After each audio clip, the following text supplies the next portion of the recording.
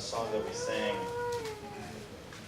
I don't know many things, but I know one thing, that it is His wounds that have paid my ransom.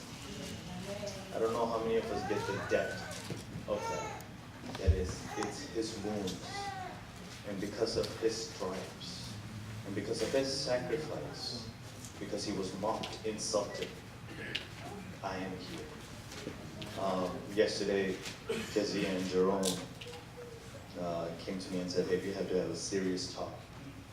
I said, oh, goodness, what happened? We have to have a serious talk about Irene. Wow, okay. I was taken back a little bit. So what do you need to talk about? Irene hates Jesus. Oh, yeah, I knew that. And the reason she hates Jesus, because she pictures Jesus to what happened to Blessing at anniversary night. She pictures Jesus as being beaten up, and because he was beaten up, Blessing is being beaten up, doesn't want anything to, Irene is my 3-year-old, I've seen someone maybe. So she pictures Blessing being beaten up as Jesus and does not want anything to do with that.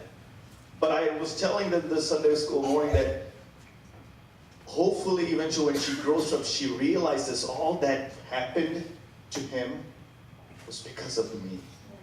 I was supposed to be there on the cross. I was supposed to be beaten. Sorry. I was supposed to be wounded. But he took my place and he paid that price for me.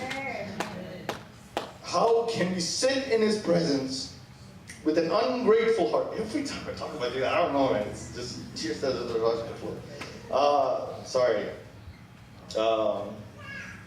Okay, I totally forgot where I was. Judges 13.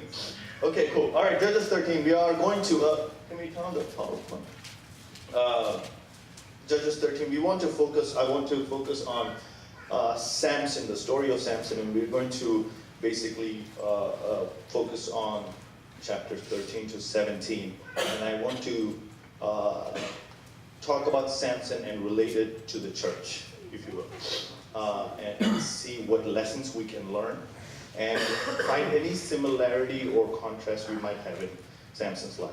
I am very privileged to stand here again, and especially with my mom and dad. I think I've been preaching for about 6-7 years now, and I think this is the first time I'm going to be preaching in front of my dad.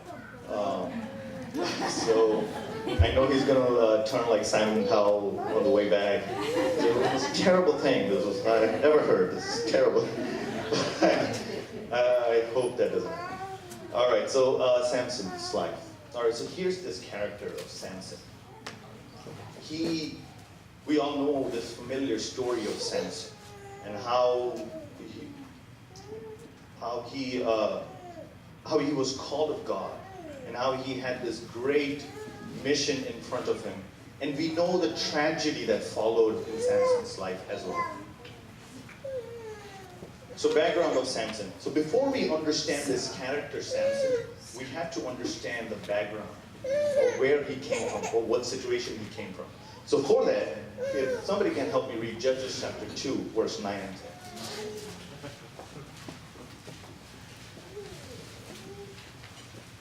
10. And they buried him in the land of his inheritance at Timnath Heres in the hill country of Ephraim, north of Mount Hisash. After the whole generation had been gathered in their fathers, another generation grew up who knew neither the Lord nor what he had done for Israel. Thank you, Julie. So here was a generation. This is where he was born. Hopefully everyone turned to that scripture portion and you got something there. Samson was born in this generation. Joshua is dead. And the generation, Joshua's age group, they all have died. Now there is another generation that came after Joshua, and the last verse, Julie, it says, who knew neither the Lord nor what he had done for Israel. They didn't know the Lord. They didn't know the Lord, not what God did for Israel. They had no clue. And in this generation, Samson is born. He's born in a generation that does not know God. He's born into a generation that does not know all the acts that God had done in the life of Israelites. It is in this generation Samson is born. And now in this generation you will see there are few characters, like now and then, about 20, 30 years or so, there are few characters who have the Spirit of God. But it is not in a consistent basis. The whole community is not in this consistent basis full of Spirit.